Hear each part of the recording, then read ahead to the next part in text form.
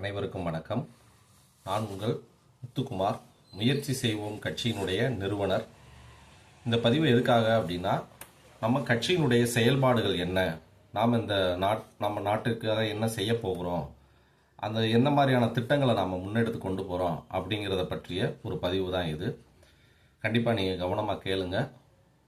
சரியான விஷயங்கள் இருந்தாலும் அதை நீங்கள் தெளிவாக எங்களிடம் எடுத்துக்கொள்ளலாம். குறைகள் இருந்தாலும் எடுத்துக்கொண்டு அதை எங்களிடம் தெரியப்படுத்தலாம். கண்டிப்பாக நாங்கள் அதை மாற்றுறதுக்கு தயாராக இருக்கோம். முதல்ல என்ன மாதிரியான விஷயங்கள் எதிலிருந்து ஆரம்பிக்கிறோம் அப்படின்னா, சட்டசபையினுடைய செயல்பாடுகள் என்ன, அதாவது நம்ம நாட்டினுடைய வருமானம் என்ன, வருமானம் எந்த அளவுக்கு செலவு பண்ணுறாங்க, எதுக்கு போய் சேருது அப்படிங்கிற ரீதியில் பார்த்தா பிரச்சனையே அங்கேருந்து ஆரம்பிக்கும். அந்த மாதிரியான விஷயங்களை எதன் அடிப்படையில் நாம் கொண்டு போகிறோம் அப்படிங்கிறத பற்றிய ஒரு அமைப்பை கொண்டு வராங்க. அதுக்கு என்ன மாதிரியான ஒரு வழிமுறை அப்படின்னா, 3 அடுக்கு முறை செயல்பாடுகள். இந்த 3 அடுக்கு முறை செயல்பாடுகள் என்ன அப்படின்னா, ஒரு 2 வார்டு இல்லைன்னா 3 வார்டு இல்லைன்னா ஒரு பிரசிடென்ஸுக்குள்ளே இருக்கக்கூடிய அந்த கிராமப்புறங்கள், இந்த மாதிரி இடங்கள்ல ஒரு 2 அல்லது 3 ஒன்றா இணைச்சு அதை ஒரே கேட்டகரியில் வச்சுட்டு, அதுக்கு அடுத்து மேல்படியாக என்ன அப்படின்னா சட்டமன்ற தொகுதி அமைப்பு. இப்போ நம்ம சட்டமன்ற தொகுதி அப்படிங்கிற ஒரு அலுவலகம் இருக்கும். ஆனால் அதே சட்டமன்ற தொகுதியுடைய அலுவலகத்தின் கீழே இந்த வார்டு அமைப்பை உள்ளே கொண்டு போகிறாங்க. கொண்டு போய் அதுக்கு அடுத்தபடியாக 3வது ஸ்டேஜ் என்ன அப்படின்னா தலைமைச் செயலக சட்டமன்ற தலைமை அலுவலகம். இந்த 3 அடுக்கு முறை எதுக்காக கொண்டு வரோம் அப்படின்னா, இப்போது நீங்கள் எடுத்துக்கிட்டீங்க அப்படின்னா, நமக்கு எம்பி அப்படின்னு சொல்லி ஒரு கேட்டகரியில் செலவு பண்ணுவாங்க, மக்கள் சேவைகள் செய்கிறாங்க. அப்புறம் எம்எல்ஏ அவங்களுடைய ரீதியில் அவங்களுடைய செலவுகள் செய்கிறாங்க. இது போக மாநகராட்சி நிர்வாகத்தின் கீழே ஒரு அமைப்பு, அவங்களோட சில விஷயங்கள் செயல்பாடுகள் எடுத்து கொண்டு போகிறாங்க. கலெக்டர் ஆஃபீஸ் எடுத்துக்கிட்டிங்க அப்படின்னா அது ஒரு டீமாக அவங்க சில மக்கள் நலன் சார்ந்த சில விஷயங்களை செய்கிறாங்க. அதுக்கு அடுத்தபடியாக பார்த்தீங்கன்னா, நமக்கு சட்டமன்ற தொகுதி, அதாவது மாநில அளவிலான ஒரு சில திட்டங்களை வேற ஒரு அந்த டீம் செய்கிறாங்க. இது போக ஹைவே டிபார்ட்மெண்ட், அந்த மாதிரி நிறைய விஷயங்கள் இருக்குது. நான் என்ன சொல்கிறேன்னா, இந்த வார்டு அமைப்பு 2 வார்டு கூட வச்சுக்கோங்களேன், 2 வார்டை ஒன்றா இணைச்சு ஒரே அமைப்பாக அவங்க டைரெக்டாக எங்கே போகணும் அப்படின்னா சட்டமன்ற ஆஃபீஸ் போகணும். சட்டமன்ற ஆஃபீஸோடைய கண்ட்ரோலில் இவங்க செயல்படுவாங்க. இவங்களுக்கு என்ன கம்ப்ளைண்ட்னாலும் இங்கே கொண்டு போகணும். இவங்களுக்கு என்ன பிரச்சனை, இவங்களுக்கு எந்த மாதிரியான பணம் தேவை, என்ன மாதிரியான செலவுகள் தேவை, எந்த மாதிரியான திட்டங்கள் செயல்படுத்த போகிறாங்க அப்படிங்கிறத நேராக தலைமைச் செயலகத்துக்கு கொண்டு போகணும். இந்த 3 அடுக்கு முறை அப்படிங்கிறது மிக எளிமையானது மட்டும் இல்லாமல் ஒரு மக்களுக்கு ஒரு சாதாரணமான விஷயங்களாக ஒரு சேரும். இப்போ நம்ம என்ன செலவு பண்ணுறோம், நம்ம என்ன பண்ணுறோம், ஏது பண்ணுறோம் அப்படிங்கிறது இன்னைக்கு யாருக்குமே தெரியாது. ரொம்ப நாளாகவே பார்த்தீங்கன்னா, ஒரு தொகுதிக்கு இவ்வளோ தொகுதி ஒதுக்கியிருக்காங்க, இந்த அளவுக்கு இந்த பணம் செலவு பண்ணியிருக்காங்க, பஸ் ஸ்டாண்ட் கட்டியிருக்காங்க, மின்விளக்கு அமைச்சு, இதை தானே நம்ம கேட்டிருக்கோம். இந்த வார்டுக்கு என்ன செலவு பண்ணுறாங்களோ அதை நீங்கள் தெரிஞ்சுக்கிற அளவுக்கு ஒரு ஆப் ஒன்று ரெடி பண்ணி அதை அந்த சட்டமன்ற தொகுதி, அதாவது நம்ம திருப்பரங்குன்ற தொகுதி அப்படின்னா அந்த தொகுதிக்குடைய கட்டுப்பாட்டில் இந்த மாதிரி வார்டு அமைப்பு ஒரு 20 வரும், இல்லைன்னா 15 வரும். அப்போது அந்த ஒரு சட்டமன்ற தொகுதி அப்படிங்கிறது இந்த 15 கேட்டகரி, அது 15 வார்டை மட்டும்தான் மெயின்டைன் பண்ண போகிறாங்க. இவங்களோட தேவைகள் என்ன அப்படிங்கிறத செய்ய போகிறாங்க. இவங்க அந்த 234 சட்டமன்ற தொகுதியும் டைரெக்டாக சிஎம்ஓடைய தலைமைச் செயலக ஆஃபீஸில் இந்த கண்ட்ரோலில் கொண்டு போகிறோம் அப்படின்னா மக்கள் எளிமையாக தெரிஞ்சுக்கிற முடியும். நமக்காக என்ன செஞ்சுருக்காங்க, என்ன செய்கிறாங்க, என்ன செய்ய போகிறாங்க அப்படிங்கிறத எளிமையாக ஒரே பாதையில் கொண்டு போக முடியும். இப்போ பல வழிகளில் செய்கிறாங்க. இதனால் ஒரு லேட் ஆகலாம், யார்கிட்ட போய் ஒரு விஷயத்த சொல்ல முடியும், யார்கிட்ட இன்னும் செய்ய முடியும் அப்படிங்கிற மாதிரியான ஒரு விஷயந்தான் இருக்குது. இப்போ நமக்கு நம்ம வார்டுக்கு தேவை அப்படின்னா கவுன்சிலரை தேடி போவோம். அதை தாண்டி நம்ம எங்கே போக முடியும், மாநகராட்சி ஆஃபீஸ் போவோம். அப்போது இந்த மாநகராட்சி ஆஃபீஸ் போவோம். அதுக்கடுத்து அவங்க டைரெக்டாக போகணும் அப்படின்னா இது 3 கேட்டகரி, ஒரு எம்பியை பார்க்கணும், எம்எல்ஏ பார்க்கணும், இந்த மாதிரிலாம் இருக்கு இல்லையா. அந்த மாதிரி இல்லாமல் 3 அடுக்கு முறைகளில் இதை செயல்படுத்தினா எளிமையான முறையில் இது அமையும் அப்படிங்கிறது என்னுடைய நம்பிக்கை. அடுத்தபடியாக என்ன அப்படின்னு கேட்டிங்கன்னா, ஒவ்வொரு சட்டமன்ற உறுப்பினரும், இப்போ இந்த வார்டை சட்டமன்ற உறுப்பினரோட கண்ட்ரோலில் இருக்குது. ஒவ்வொரு சட்டமன்ற உறுப்பினரும் நம்முடைய பகுதிக்கு எந்தெந்த வார்டு, அதாவது எந்தெந்த 2 வார்டுகளை இணைக்கப்பட்ட எந்தெந்த வார்டு அமைப்புக்கு என்ன செஞ்சாங்க அப்படிங்கிறதையும், அடுத்ததா அவங்க என்ன செய்ய போறாங்க அப்படிங்கிற விஷயங்களையும் தலைமைச் செயலகத்தில் தலைமை சட்டமன்ற கூட்டத்தொடரில் சொல்லணும். இப்போ இப்போ சொல்றாங்க, பட் நான் யாரையும் குறை சொல்ல விரும்பல. பொது திட்டங்களை அறிவிக்கிறதுனால நம்ம நாடு வந்து ரொம்ப ஸ்லோவாக தான் போகும். அதை நான் சொல்கிறேன், நான் அதை தெளிவாக சொல்கிறேன். பொதுவாக சில திட்டங்கள், இதுக்கு நான் இத்தனை லட்சம் கோடி, இதில் இவ்வளோ 1000 கோடி, இதுக்கு நாங்கள் இவ்வளோ ஒதுக்கியிருக்கோம், ரைட், இது என்ன செய்யணும் அப்படிங்கிறத இப்போ அந்த ஒரு சட்டமன்ற உறுப்பினர் அங்கே தலைமைச் செயலகத்தில் சொல்கிறத மக்கள் பார்ப்பாங்க. இன்றைக்கி எவ்வளோ வளர்ச்சி இருக்குது நேரடியாக பார்க்குறாங்க இல்லையா? அப்போது நம்மளுடைய சட்டமன்ற உறுப்பினர் நாம் ஓட்டு போட்டு ஜெயிக்க வச்ச ஒரு சட்டமன்ற உறுப்பினர் நம்மளை பற்றி என்ன பேசுகிறாரு, நம்ம தொகுதிக்கு என்ன செஞ்சாரு, அடுத்ததாக அவர் என்ன செய்ய போகிறாரு அப்படிங்கிறத மக்கள் பார்ப்பாங்க. அந்த பார்க்கும்போது அது வந்து ஒரு நேரடியான பார்வைக்குள்ளே வரும்போது தவறுகள் நடக்காது, வளர்ச்சிகள் அதிகமாகும். தவறுகள் அப்படிங்கிறது கொஞ்சம் குறையும், நேரடியான வளர்ச்சிக்கு வந்துடும். இப்போ எங்கள் வார்டில் ஒரு பிரச்சனை அப்படின்னா நான் சட்டமன்ற ஆஃபீஸ் போகணும், செய்யலையா டைரெக்டாக சிஎம் ஆஃபீஸில் கம்ப்ளைண்ட் பண்ணுற அளவுக்கு எங்களுக்கு நேரடியாக வந்துடும், ஒரே பாதையாக வந்துடும்.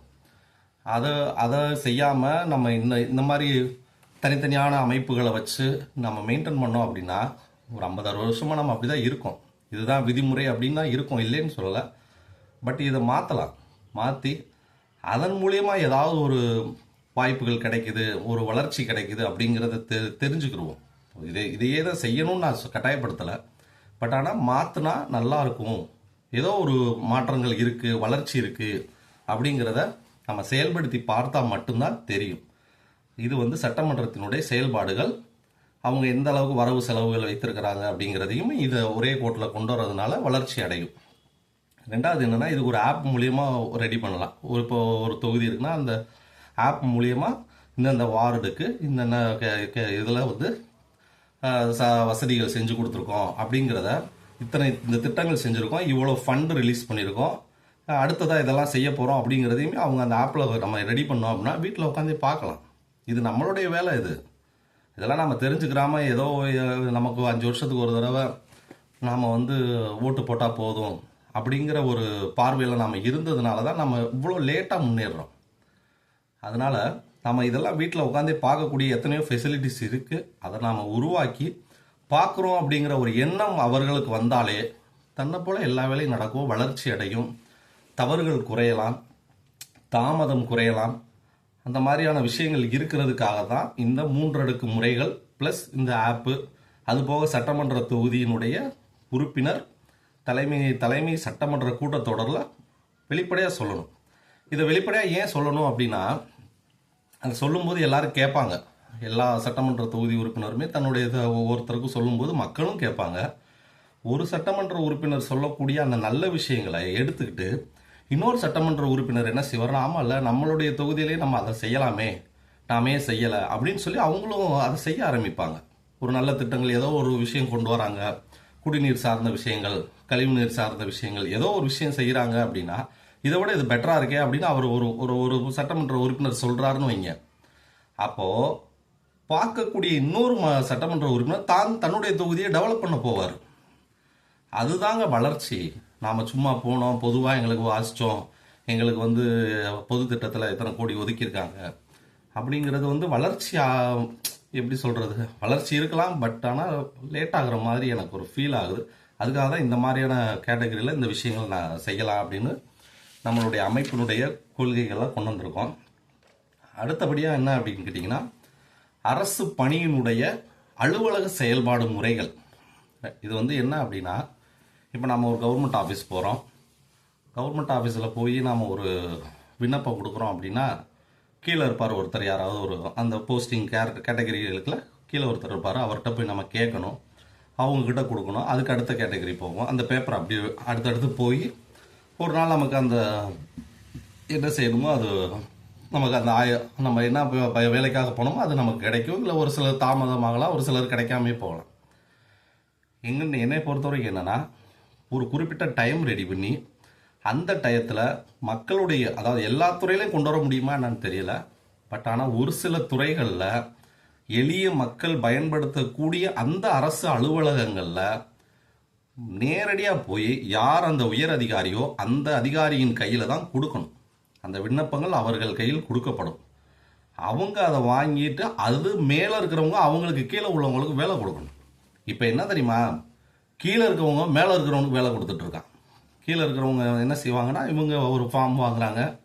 அந்த ஃபார்ம் வாங்கி அவங்க இடத்துல இருந்து மேலே போகும், அதுக்கடுத்து போகும், இது சரியா இருக்கா அது சரியா இருக்கான்னு பார்த்து கரெக்ஷன் ஆகி இவங்க எல்லாரும் சேர்ந்து அவருக்கு வேலை கொடுக்குற மாதிரி ஒரு தோற்றம் இருக்கு. அதனால மக்கள்கிட்ட ஒரு தாமதம் அப்படிங்கிற ஒரு எண்ணம் இருக்கு. நம்முடைய நாடு எப்போ தோற்று போகுது அப்படின்னு கேட்டிங்கன்னா, நம்ம வீட்டிலேருந்து ஒரு கவர்மெண்ட் ஆஃபீஸ்க்கு நம்ம ஏதோ ஒரு வேலைக்காக நம்ம போகிறோம். அந்த அரசு கட்டணம் எவ்வளவோ அந்த தொகையை நாம் எடுத்துக்கிட்டு போகிறோம். சரியா? இப்போ ஒரு வேலைக்காக போகிறோம், அதுக்கு ஒரு 1000 ரூபா அரசு கட்டணமாக நம்ம கட்டணும் அப்படின்னா, அந்த 1000 ரூபா ப்ளஸ் அவங்களுக்கு ஆஃபீஸில் எவ்வளோ செலவாகும் அப்படின்னு சொல்லி நம்ம சேர்த்து ஒரு 1000 ரூபாய் 2000 ரூபாய் எடுத்துகிட்டு போகிறோம் பார்த்தீங்களா? அந்த இடத்துல தாங்க நம்ம நாடு தோற்று போகுது, வலு இழக்குது. நீங்கள் முதல்ல அதெல்லாம் உணர்ந்துக்கோங்க, தயவு செய்து கேளுங்க. நானும் சில அனுபவப்பட்டிருக்கேன். நானும் பல பேரை பார்த்துட்டு வந்திருக்கேன், பல அலுவலகங்களை ஏறி இறங்கியிருக்கேன். அந்த மாதிரி அப்போ நாம் எங்கேருந்து தோற்று போகிறோம் பாருங்கள். நம்மளுடைய தேசம் எங்கே வலு இழக்குதுன்னு பாருங்களேன்.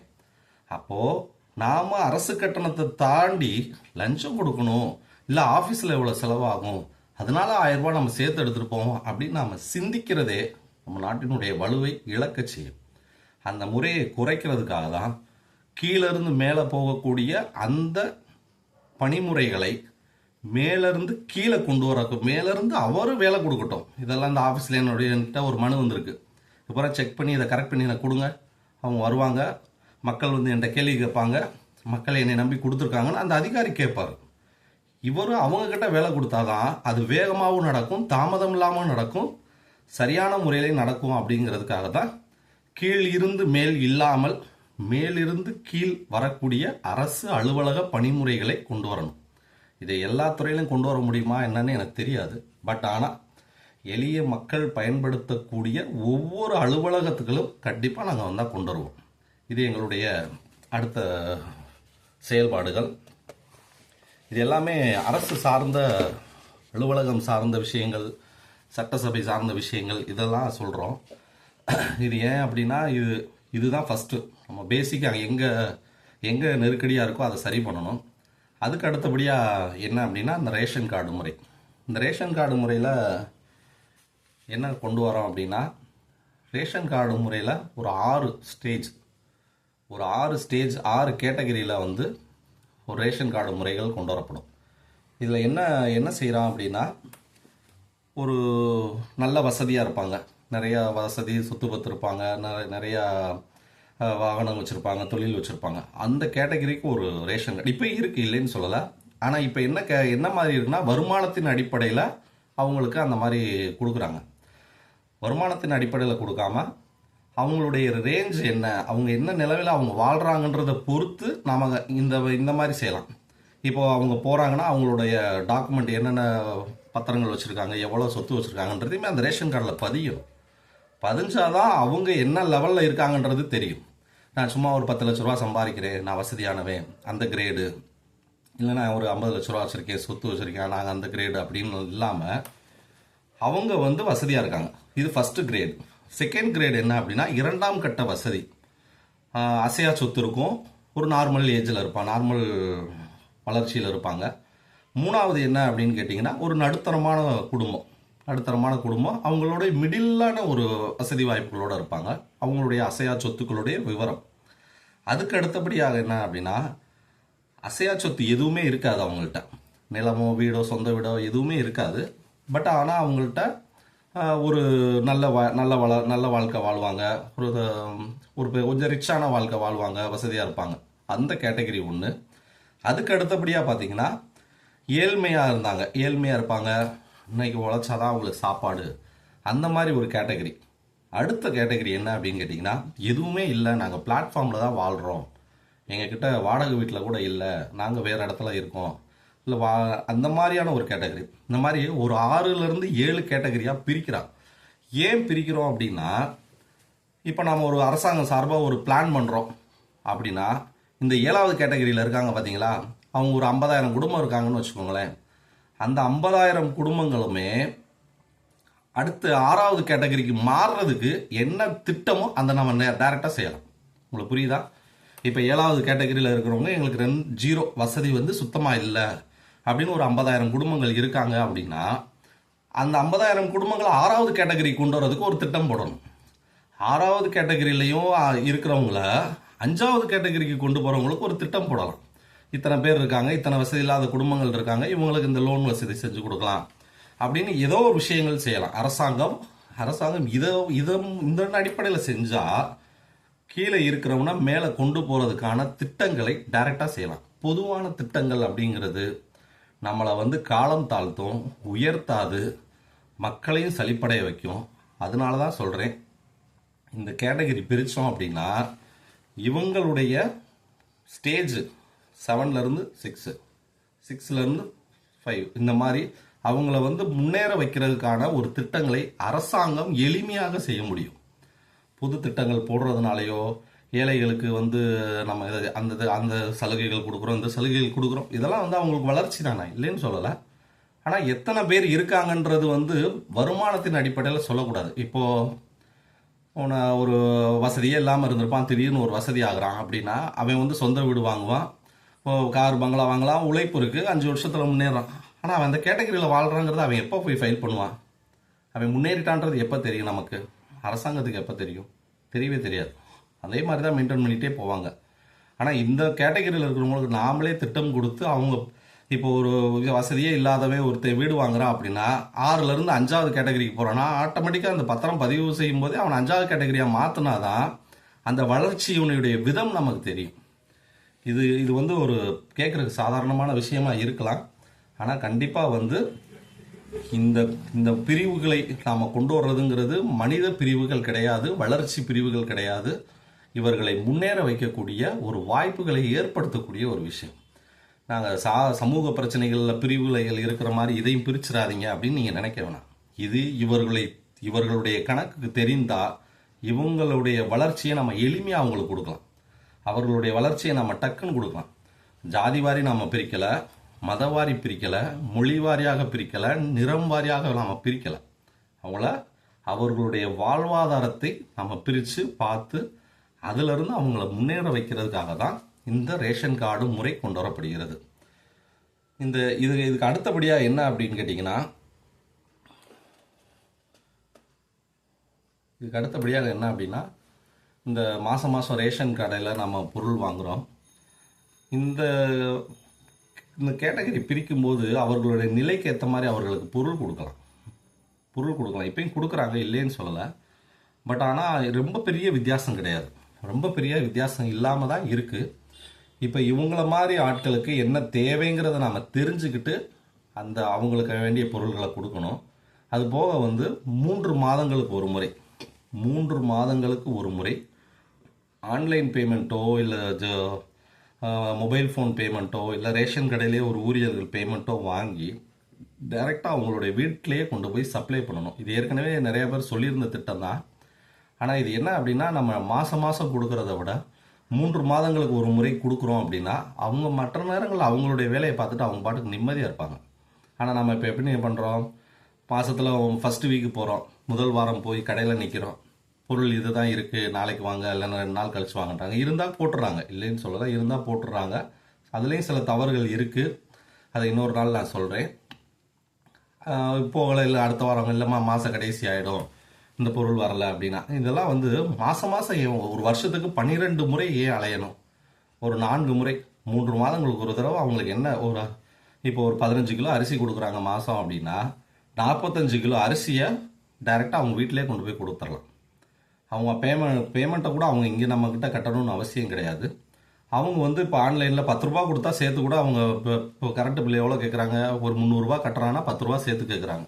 அந்த மாதிரி கூட கொடுத்துருங்கன்னு சொல்லிட்டு பேமெண்ட்டை வாங்கினாங்க, ரூபா கொடுத்துட்டாங்க, கட்டிட்டாங்க. இல்லை கிராமத்தில் அந்த வளர்ச்சி இல்லைன்னா டைரெக்டாக அரசு அதிகாரிங்க கையிலேயே கொடுத்து வாங்கி 3 மாதத்துக்கு ஒரு தடவை கொடுத்தா அவங்களுடைய வாழ்க்கையை அவங்க ரிலாக்ஸாக வாழ்ந்துட்டு போவாங்க. இது போய் அவங்க மாதம் போய் அலையணும் அப்படிங்கிற அவசியம் இல்லை. டைரெக்டாக கிடைக்கும்போது அது அவங்களுக்கு கொஞ்சம் ரிலாக்ஸாகவும் இருக்கும்.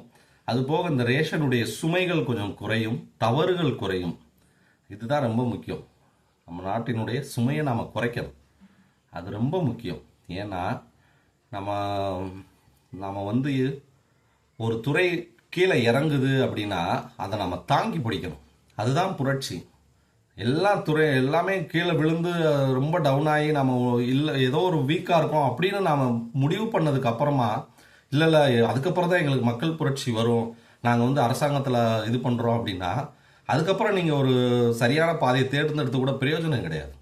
அதுக்கப்புறமா நீங்கள் போய் இதை தான் சரின்னு நீங்கள் நம் துறைகள் தடுமாறும் போதே அதை பிடிச்சி வளர்ச்சி அடைய வைக்கணும். அப்பனா தான் இந்த தேசம் வளரும். இதுதான் ரொம்ப முக்கியம். நம்ம எல்லாத்துலேயுமே தடுமாறினதுக்கப்புறம் கீழே விழுந்ததுக்கப்புறம் நாங்கள் போய் எந்திரிச்சு போகிறோம் அப்படின்னா அதில் 10ல் 1 தான் செய்ய முடியுமே தவிர, ஒரு துறை தடுமாற்றம் அடையும் போதே அதை தாங்கி பிடித்தே ஆக வேண்டும். அப்படி பிடிச்சாதான் அந்த அரசாங்கமும் இந்த நாடும் ஓரளவுக்கான பாதையில் வளர்ச்சி பாதையில் போகும். நான் உயர்த்தணும்னு சொல்லலாம், ஏன்னா அதோடைய வழி என்னன்னு எனக்கு தெரியாது. அது என்னென்ன மாதிரியான பிரச்சனைகளை அரசாங்கம் சந்திக்கிறாங்கன்னு எனக்கு தெரியாது. கொஞ்சம் தெரியும், சில விஷயங்கள் தெரியாது.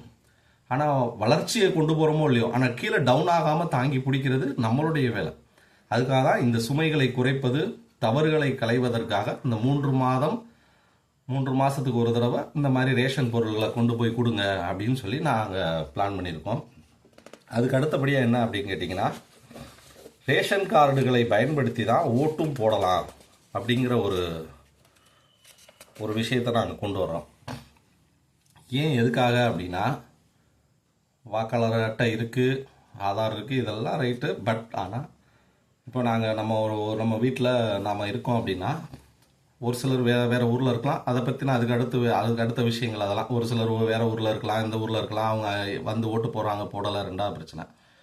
ஆனால் ஒரு 5 பேர் இருக்காங்க, அதில் ஒரு 3 பேருக்கு வந்து ஓட்டு போடக்கூடிய உரிமை இருக்குது அப்படின்னா அவங்க ஃபேமிலியாக போய் அந்த ரேஷன் கார்டை பதிஞ்சு டைரெக்டாக 3 பேர் அட் அ டயத்தில் போய் ஓட்டு போடணும். நீங்கள் இந்த பாகத்தில் இருக்கீங்க, நீங்கள் அந்த செக்ஷன் போங்க, நீங்கள் இந்த பிரிவில் இருக்கீங்க, நீங்கள் அந்த கோடில் போய் நில்லுங்க அப்படின்னு பிரித்து ஓட்டு போடுறதுனால அதில் ஓட்டு தான் போட போகிறாங்க, இல்லைன்னு சொல்லலை. ஆனால் ஒரு குடும்பமாக சேர்ந்து இந்த நாட்டை யார் ஆளணும், எந்த மாதிரியான வழிமுறைகளுக்கு நாம் முடிவு பண்ணணும்னு சொல்லி அவங்க ஒன்றா சேர்ந்து அந்த இடத்துல போய் வாக்கு செலுத்தணும். இது வந்து பார்க்குறதுக்கு ஒரு நல்ல விஷயம், சாதாரணமான விஷயம் கிடையாது. ஒரு ஃபேமிலியாக போகிறாங்க, 5 பேர் போகிறாங்க, 5 பேருக்கு வாக்குரிமை இருக்குது அப்படின்னா அவங்க வந்து நம்ம நாட்டை யாரை ஆளணும், நம்ம தொகுதியை யாருன்னு ஆளணும், நமக்கு எந்த மாதிரியான கேண்டிடேட் நமக்கு தேவை, எந்த வேட்பாளர்கள் வந்தால் நம்மளுடைய நாட்டினுடைய அடுத்த அந்த பகுதியினுடைய வளர்ச்சி எப்படி இருக்கும் அப்படிங்கிறத முடிவு செய்கிறது ஒரு ஃபேமிலியாக செஞ்சாங்க அப்படின்னா இது வந்து பார்க்குறதுக்கும் நல்ல விஷயமா இருக்கும், சிந்திக்கிறதுக்கும் ஒரு கலந்து பேசி சிந்திக்கிறதுக்கும் ஒரு நல்ல ஒரு வழிமுறைகளாக இருக்கும். அப்படிங்கிறதுக்காக தான் ரேஷன் கார்டை வைத்து ஓட்டு போடக்கூடிய அந்த சிஸ்டத்தையும் கண்டிப்பாக நம்ம கொண்டு வரணும் அப்படின்னு முடிவு பண்ணியிருக்கோம். அடுத்தபடியாக என்ன அப்படின்னு கேட்டிங்கன்னா, அரசாங்கத்திற்கு ஒரு வங்கி. இது ரொம்ப முக்கியமான விஷயம். என்ன அப்படின்னா, நான் இருக்கக்கூடிய வங்கிகள் எதையுமே நான் தவறு சொல்லலை. பட் எதுக்காக இந்த அரசாங்கத்துக்குரிய ஒரு வங்கி அப்படின்னு கேட்டிங்க அப்படின்னா, எளிய பயன்பாட்டு முறை. இன்றைக்கி நிறைய பேங்க்கில் நிறைய விஷயங்கள் இல்லாத மனிதர்களுக்கோ இல்லை அவர்களுடைய எப்படி சொல்கிறது, அவர்களுடைய ஒரு உடை, அவங்க என்ன ட்ரெஸ் போட்டிருக்காங்களோ அந்த மாதிரிலாம் பார்த்து அவங்கள வந்து மெயின்டைன் பண்ணக்கூடிய வங்கிகள்லாம் சில வங்கிகள் இருக்குது. நம்ம நாட்டில் நம்மளுடைய உறவுகள், நம்மளுடைய மண் சார்ந்தவர்கள், நம்ம என்ன மாதிரியான கலாச்சாரத்தில் வாழ்ந்திருக்கோம் அப்படிங்கிறது நமக்கு தான் தெரியும். அதே அரசாங்கம் இந்த பேங்க் மாதிரி ஒரு முறையை எடுத்தால் அதில் சில நல்ல விஷயங்களை நாங்கள் உள்ளே கொண்டு வரோம். அது என்னங்கிறத நான் சொல்லிடுறேன். இப்போது ஏற்கனவே வந்து ரேஷன் கார்டில் நாங்கள் ஒரு பிரிவு கொடுத்துருந்தோம் இல்லையா, அதுவும் இதுவும் ஒரு லிங்க் பண்ணுறோம். இந்த ரேஷன் கார்டோட பிரிவுகள் இருக்கு இல்லையா, இந்த பேங்க்கில் இந்த வீடு இல்லாமல் நார்மல் வாழ்க்கை வாழ்கிறவங்க, வீடே இல்லாமல் பிளாட்ஃபார்ம் வாழ்க்கை வாழ்கிறவங்கலாம் இருக்காங்க இல்லையா, நம்மளுடைய வங்கி இருந்துச்சு அப்படின்னா நம்மளுடைய வங்கி டைரெக்டாக அவங்களுக்கு ஒரு கடன் கொடுக்கலாம்.